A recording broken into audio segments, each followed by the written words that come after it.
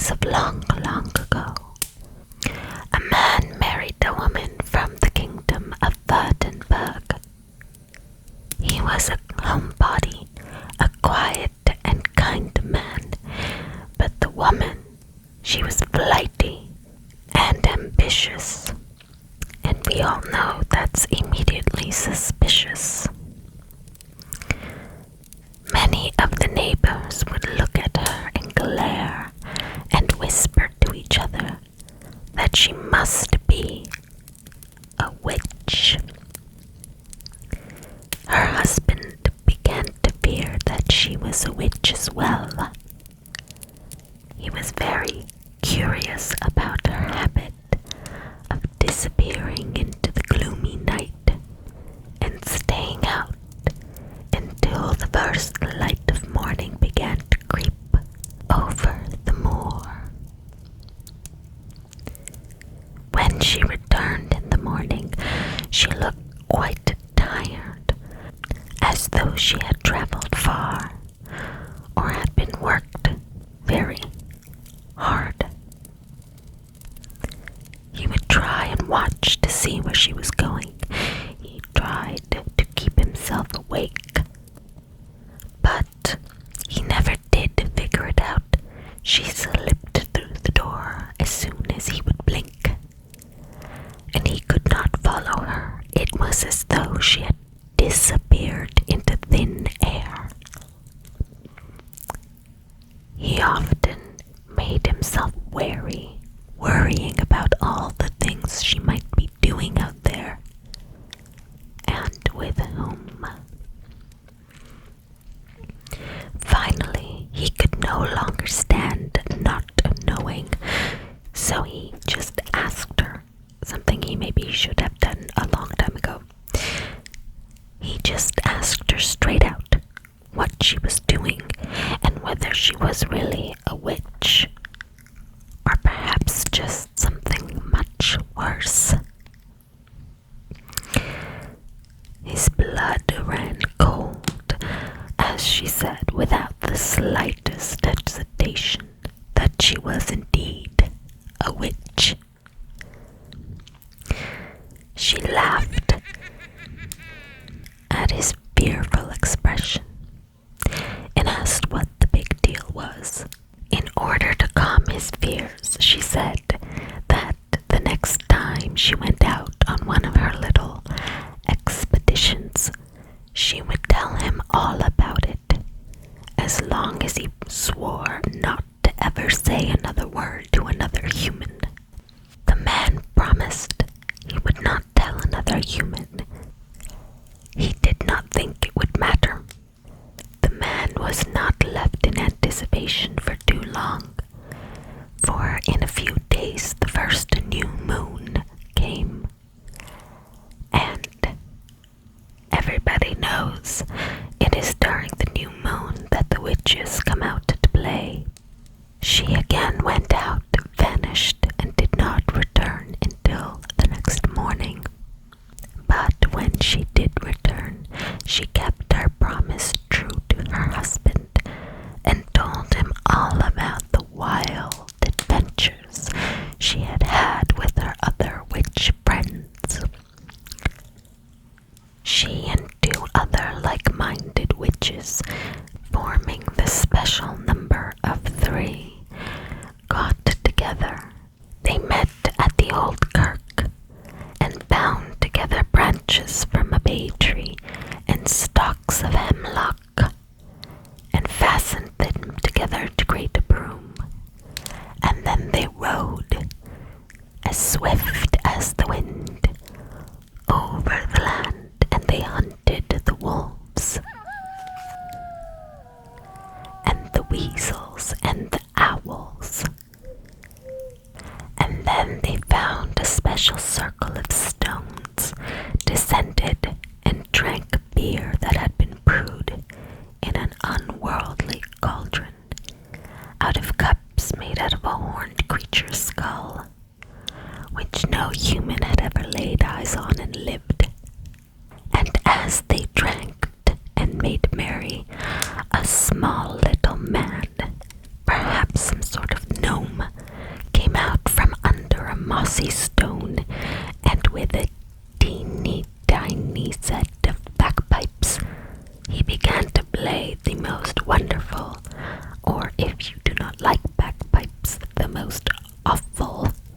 music, and they danced and made merry and drank some more, and it was so wonderful that the trouts jumped out of the lock.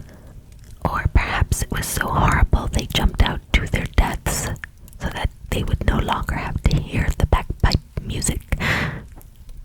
You can believe what you will. The crows began to caw, and the herons came down from the trees in the darkness to listen, and they danced until they were so tired they could barely mount their brooms again. She had made it back home just in time. The man listened to this story in quiet contemplation. He would shake his head every now and then, and when it was all told, he said, "What was the point of spending out all night dancing in some field? You would have been much more comfortable at home." I take it he's the introvert in this relationship. At the next new moon, the witch went off again, and when she returned in the morning, she said that this had been a particularly fruitful evening. This time she and her friends had taken shells and turned them into boats, and they had sailed over the stormy seas until they reached, of all places, Norway. And then they had met up with the elves and the fairies and the mermaids of the north, who were holding a festival with warlocks and brownies and pixies and even phantoms that human eyes never see. And the witches had the festival with them and danced and feasted and learned a great many new things. That was what made that evening's festivities of quite some consequence. They learned by sneaking and listening to the elves when they did not know they were being listened to. Some very wonderful words, spells known only to the elves, that allowed them to fly on the air without a broom, and allowed all bolts and all locks to be immediately undone, allowing them access to any place they wished to go. The husband listened, again not very impressed. He gave a confused grunt and said, "In Norway, you would have been much warmer if you had just stayed in your bed with me." The third time his wife went out, her adventures were of a bit more interest to her husband. She told him that this time she and her two friends had met in the cottage of one of their number, and that this witch had heard that the Lord Bishop of Carlisle had some very rare wine in his cellar, and they put their feet on the crook from which the pot hung on a chimney, and had said the magic words they had learned. Let's say learned from the elves of Lapland, and boom, bam, bing, they flew up the chimney like whiffs of smoke and sailed through the air like little clouds. And in less time than it takes to tell where they landed, they were at the bishop's palace, and the bolts and the bars of the cellar flew loose before them, for they knew the secret words, and they went down into the cellar and sampled his wine, and they were back home, fine and mostly sober, by the time the cock crowed. Well, when he heard this, the old man, he was much more interested, for he loved a good wine, but he could never find any. All of the winemakers nearby were not very good at their craft, and anything really good was far outside his pocket change. Well, when he heard this, he was quite proud of having a witch wife for the first time. He asked her to tell him the words so that he might go into the bishop's cellars and taste the wine for himself. But his wife refused. said if he knew the words, he would tell them to everybody else, and then everybody would use them, and nobody would do their work the regular way. It would cause chaos. It could not be done. No, she would keep these words for herself. Well, the old man, you see, was not very happy about this. He was obsessed with trying the bishop's wine. He had to have it. So, the next time the new moon came, he waited and watched as his wife left, and he crept behind her and followed her to the little cottage of one of the other witches where she gathered with the other two. And again they went to the chimney and the fireplace, and they got up on a chair and put their feet on the sooty crook, and then they said the magic words, and bing, boom, bam, they were up the chimney before the old man could even blink twice. He said to himself, well, I can do that too. He went up to the fireplace and put his foot in the crook, and he repeated the words as he had heard them, and up the chimney, bing, bam, boom, he went, and flew through the air after his wife and her two companions, as if he too was a wizard. Well, the witches used to do their simple life in the middle of nowhere, had no concerns about a follower, so they never noticed him until they were already at the bishop's palace and down into his cellar. Well, they were not at all pleased with this, but they figured since he was already here, there was nothing to do about it. So they followed their regular scheduled plans. They got into the cask of wine, and they each drank a little, but not too much, so that the bishop would notice any was missing, and so that they may keep their heads.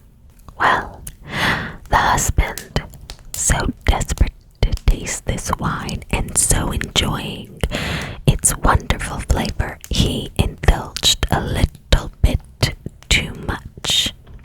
Very soon the man fell asleep, and it was then that his wife decided to teach him a lesson not to be so curious in the future, and to trust her that when she said something it was for his own good.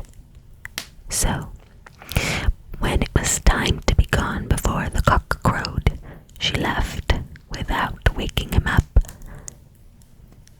He slept quite peacefully on the cellar floor until two of the bishop's servants came down to draw wine for their master's table and basically tripped over him in the darkness.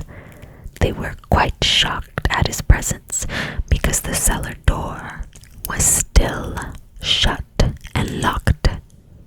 Well, they were so confused and scared that their master might find out they had allowed an intruder inside, that they dragged him up the steps and took him into the light. Then they shook him and they cuffed him, and they asked him how he came to be in the cellar.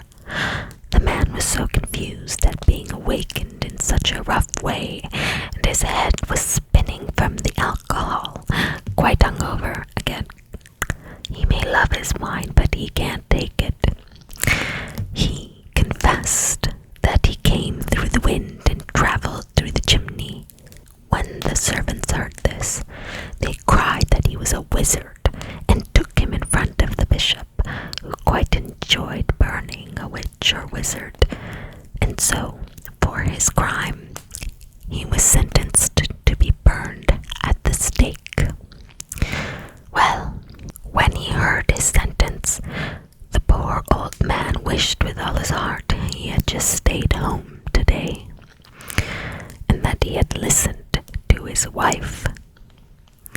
It was too late for wishes now, and he did not have a lamp with any genie in it to make a wish, so it was fruitless.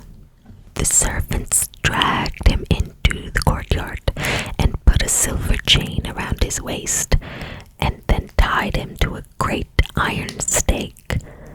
And then began piling wood around his feet. The man cried as the fire was lit by the bishop himself. Tiny little tongues of flame began to creep up towards his body, closer and closer, up to his breeches, singeing them, his shoes becoming uncomfortably warm. He did not think to ask for the help of the one person who could and would help him, his witch wife. But she did not forget him. Just as he thought his life was now forfeit, a great gray bird appeared in the sky, and it swooped down suddenly and perched on the man's shoulder. It gave a fierce croak, and then, much to the astonishment of the servants and the bishop who watched, it flew away. But the croak that they did not understand, the husband did.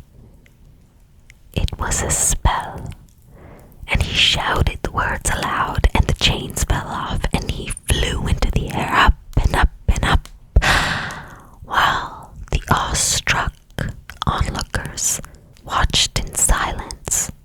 He flew right back home, right through the chimney, and there was his wife, with a look on her face that said, "I told you so," but she didn't say it.